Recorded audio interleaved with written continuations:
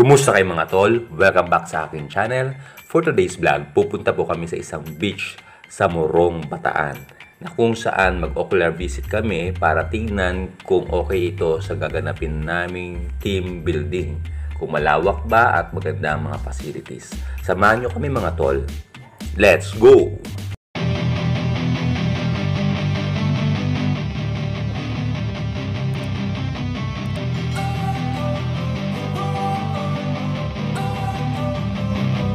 Don't wanna sleep in, cause I got something to prove. I gotta take what I hate and finally make a move. I think of you and all the shit you don't do. Well, I'ma make hella sure that I don't become you.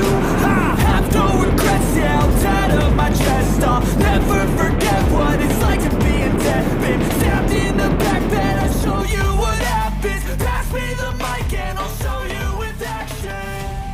Dito na kayo mga tol sa bayan ng Morong at ito yung daanan na madali para hindi kayo maligaw papunta sa beach na pupuntahan natin mga tol. Simula doon sa munisipyo ng Morong mga tol, yun yung landmark para hindi kayo maligaw, dire-diretso lang to mga tol. At samahan nyo ako para sa ganun may guide kayo pag pupunta kayo dito. Madali nyo na lang mahanap o matatagpuan itong Lucky Haven beach na pupuntahan natin.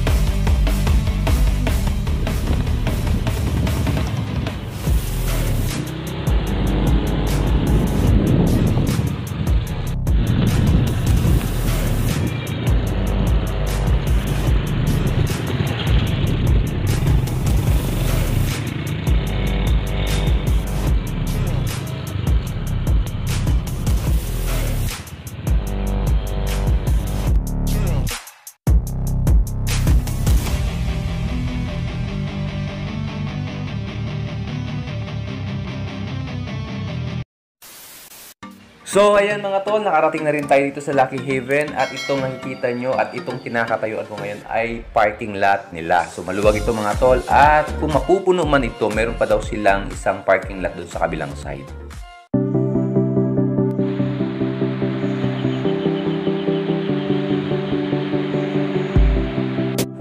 Ang kagandahan dito sa Lucky Haven mga tol, bukod sa meron ng beach, meron din silang swimming pool na pang matanda at meron ding pang bata.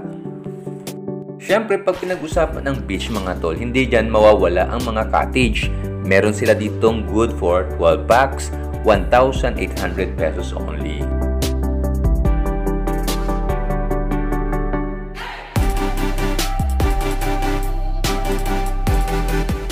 Ang entrance fee nila mga tol ay 150 pesos per packs.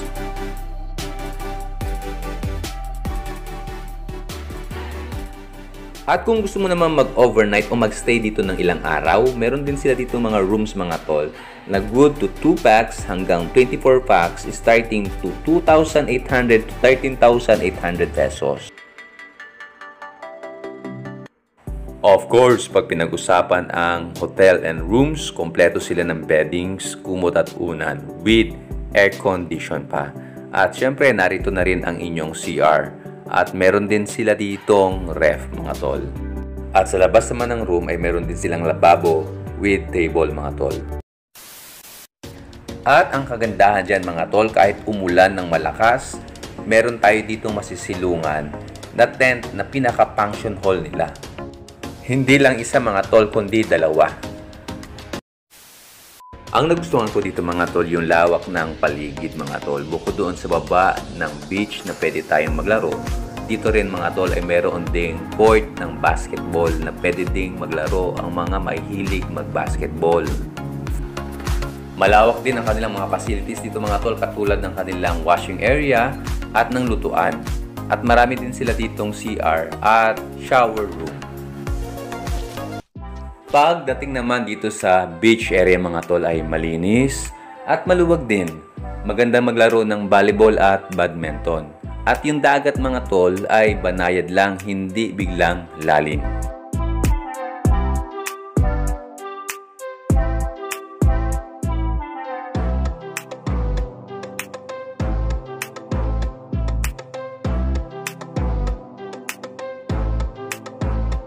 At para mapadali ang pagpunta nyo dito at hindi kayo maligaw, search nyo lang po sa inyong Google Map ang Lucky Haven Beach Resort.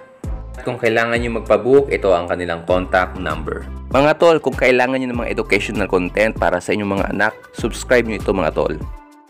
Thanks for watching mga tol. Kindly like, share, and subscribe.